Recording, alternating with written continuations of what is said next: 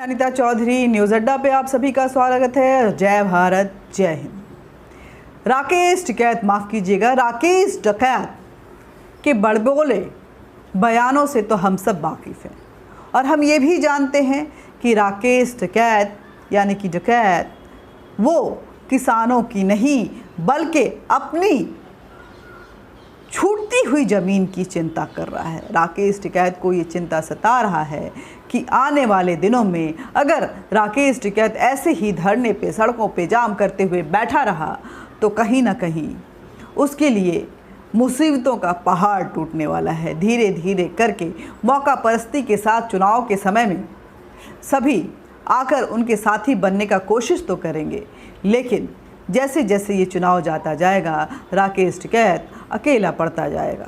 राकेश टिकैत इस अकेलेपन के डर से ना जाने कैसे कैसे बयान दे डालता है। जी हाँ, मैं उसी राकेश टिकैत की बात कर रही हूँ जो 26 जनवरी पे लाल किले पे खालिस्तानी झंडा फहराने को समर्थन देता है। वही राकेश टिकैत जो अराजकता की बात करता है, वही राकेश टिकैत जो देश को तोड़ने की बात करता है, वही राकेश टिकैत जो आंदोलन के नाम पे अल्लाहू अकबर के नारे लगाता है। अब राकेश टिकैत का नया बयान आया है। राकेश टिकैत बोलता है कि अभी सबने देख लिया, अब बारी मीडिया की है, मीडिया की वो बक्कल ठीक करेगा। ऐसा राकेश टिकैत। सुनिए इस बयान में किस तरह से राकेश टिकैत बोल रहा है। तो ये है कि सब लोग साथ दो। अगला टारगेट मीडिया हाउस है। आपको बचना है तो साथ दे दो, नहीं तो आप भी गए। धन्यवाद। तो सुना आपने किस तरह से राकेश टिकैत अपने आप को, शायद उसको खुशफहमी हो रखी है कि वो खुदा बन चुका है और उसके बोले हुए हर बोल सत्य साबित होंगे। वो अगर बोलता है कि आंदोलन में भीड़ जमा हो रही है तो शायद ये भीड़ विपक्षी समर्थन के साथ उसको ये खुशफहमी दे जाता है कि ये सिर्फ उसके नाम की है। राकेश टिकैत को पता नहीं है कि राकेश टिकैत कितना अकेला पड़ चुका है। मीडिया को इसी बहाने वो धमकी दे रहा है कि किसी भी हाल में जो राकेश टिकैत बोल रहा है उसके पक्ष में दिखाया जाए, वरना अब की बारी मीडिया की है। मीडिया को वो ठीक करके रख देगा।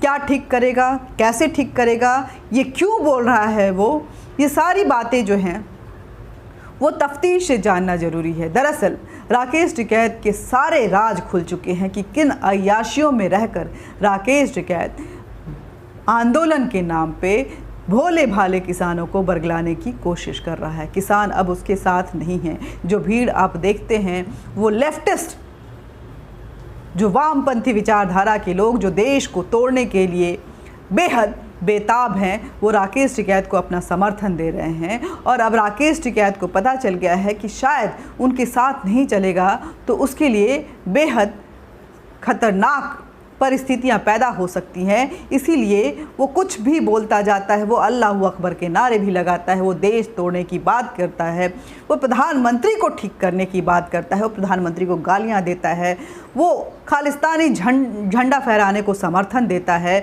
और आंदोलन के नाम पर जिन टेंटों में शराब और शबाब की पूरी जो विसात बिछी हुई है वो उसकी आड़ में अपनी अय्याशियों को अंजाम देता है। उस राकेश टिकैत को ये समझ में आने लगा है कि धीरे धीरे मीडिया को उसकी सारी सच्चाई पता चलती जा रही है और मीडिया धीरे धीरे उससे किनारा करते जा रहा है, क्योंकि जो कॉज है वो किसानों के लिए नहीं बल्कि अपनी राजनीतिक ज़मीन तलाशने के लिए और देश को अस्थिर करने के लिए है। बाहर के पैसों पे राकेश टिकैत ऐश कर रहा है और किसान अपने खेतों में अपना खून पसीना एक कर रहे हैं।